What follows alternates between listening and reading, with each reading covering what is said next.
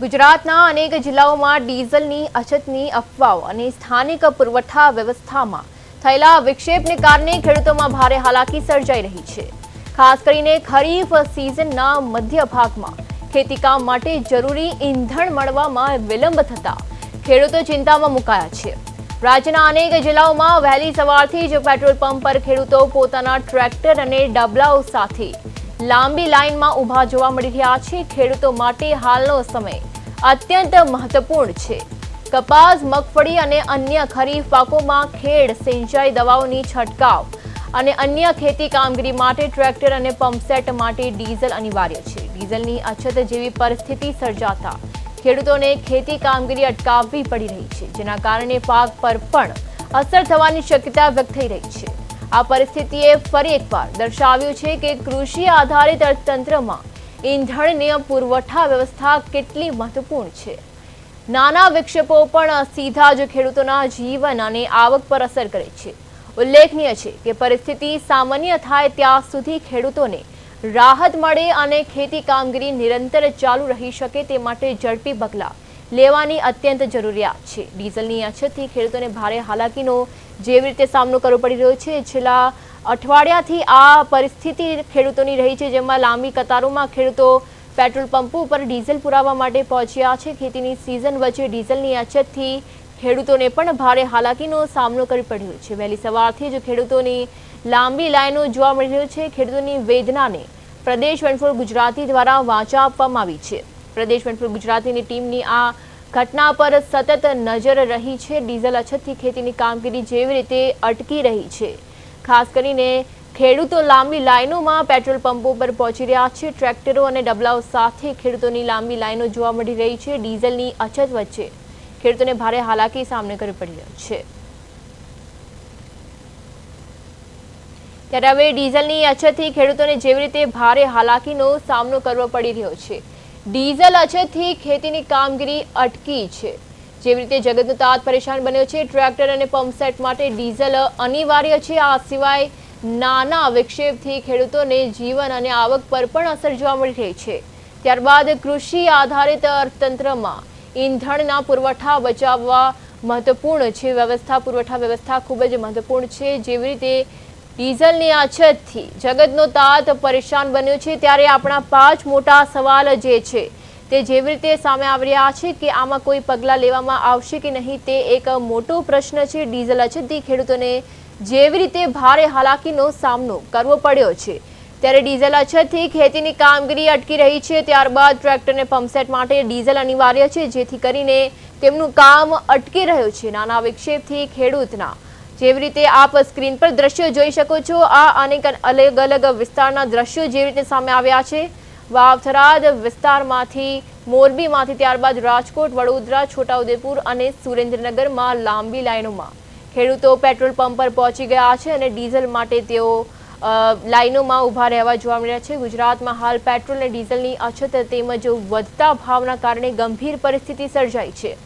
Screen પર દ્રશ્યો જેવી રીતે છે, વાવ-થરાદ, ભાભર, મોરબી, જસદણ, સુરેન્દ્રનગર અને છોટાઉદેપુર જેવા વિસ્તારોમાં ઈંધણનો પુરવઠો ખૂટી જતા ભારે અફરાતફરીનો માહોલ સર્જાયો છે। વાહન ચાલકો કલાકો સુધી લાઈનોમાં ઊભા રહ્યા બાદ પણ ખાલી હાથે પરત ફરી રહ્યા છે। આ સંકટની સૌથી મોટી માઠી અસર ખેતી ક્ષેત્ર પર પડી છે। ચાલુ સિઝનમાં ડીઝલ ન મળવાને કારણે જગતનો તાત ભારે મુશ્કેલીમાં મુકાયો છે અને ખેતીના કામો અટકી પડ્યા છે।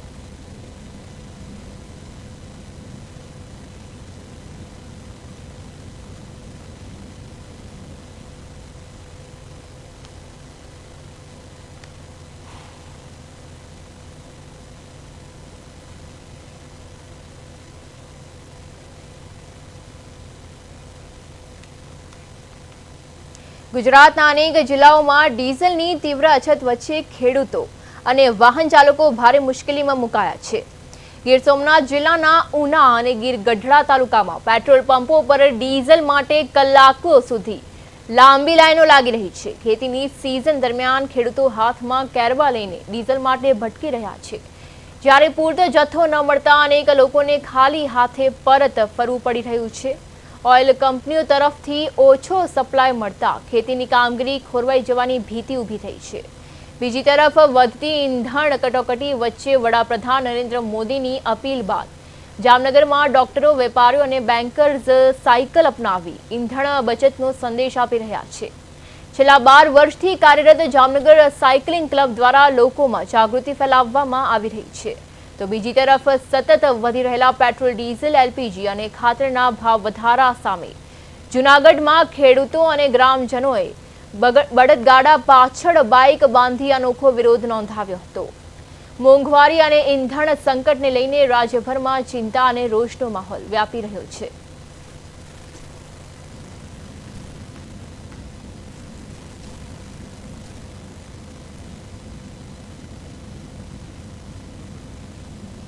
ગુજરાતમાં ડીઝલ અછતથી હાહાકાર જેવી સ્થિતિ સર્જાઈ રહી છે, જેનો ઉદાહરણ આપણી સ્ક્રીન પર પણ જોવા મળી રહ્યો છે. દીવ, જામનગર, જૂનાગઢ અને મોરબી આ અલગ અલગ વિસ્તારોમાંથી જેવી રીતે દ્રશ્યો સામે આવી રહ્યા છે કે મોટી સંખ્યામાં લોકો ઉમટી પડી રહ્યા છે. પેટ્રોલ પુરાવા, ડીઝલ પુરાવા માટે તેઓ ઉમટી રહ્યા છે.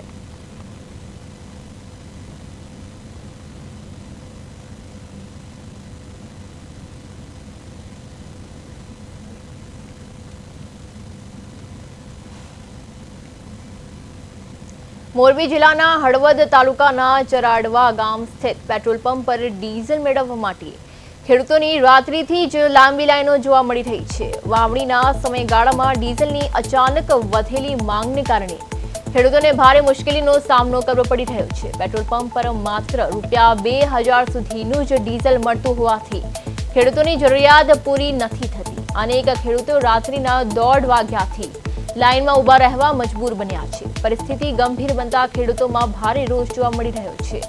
તેમણે સરકારને પૂરતા પ્રમાણમાં ડીઝલનો જથ્થો ઉપલબ્ધ કરાવવાની માંગ કરી છે, જેથી વાવણીની કામગીરી અસર ન પડે. ભીડ વધતા અનેક ખેડૂતોને લાંબી રાહ જોવા પડી રહી છે. હળવદમાં ડીઝલ માટે ખેડૂતોની લાઈનો લાગી છે. જેવી રીતે સ્ક્રીન પર આપ દ્રશ્યો જોઈ શકો છો, આ હળવદના દ્રશ્યો સામે આવી રહ્યા છે.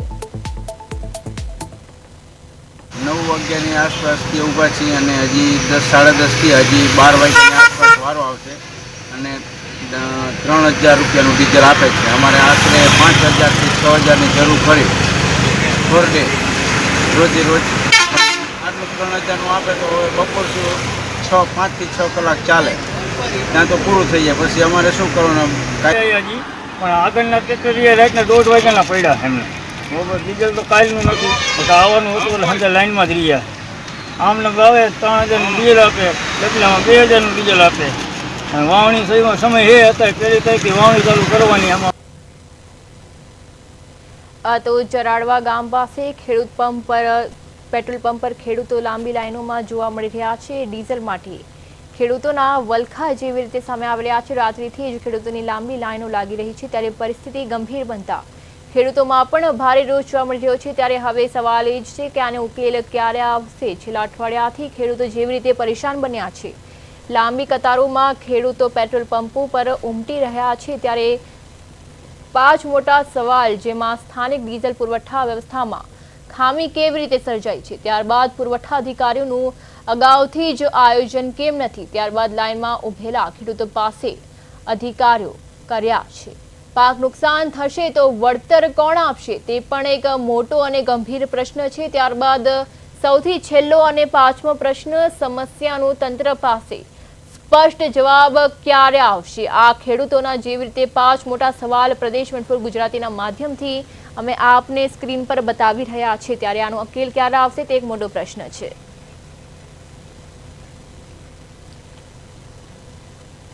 ત્યારે આ જ મુદ્દે આપણી સાથે ખેડૂત નેતા રમેશ પટેલ આપણી સાથે લાઈવ જોડાઈ ગયા છે. જી રમેશભાઈ, જેવી રીતે આ ખેડૂતો મોટી સંખ્યામાં ઉમટી રહ્યા છે, ડીઝલ માટે વલખા મારી રહ્યા છે, ત્યારે આપની શું માંગ છે?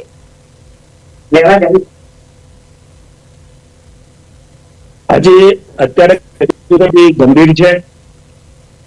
દક્ષિણ ગુજરાતની વાત કરું તો અત્યારે અમારે અહીંયા ડાંગરની કાપણીની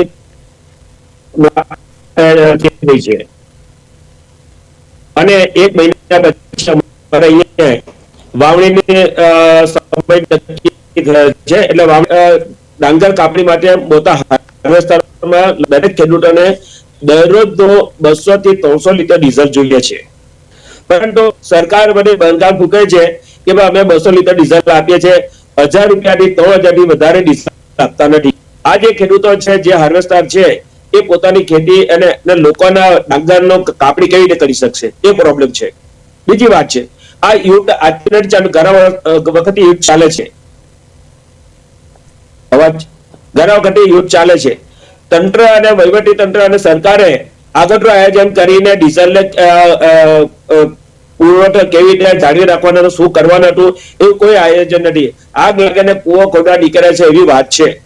અત્યારે અધિકારીઓ, પૂર્વ અધિકારીઓ બી કોઈ આખા રાજ્યમાં કોઈ પૂર્વ અધિકારી ડીઝલ બાબતે કોઈ પણ જાતની પેલું શું કહેવાય આયોજન નથી કરી રહ્યા.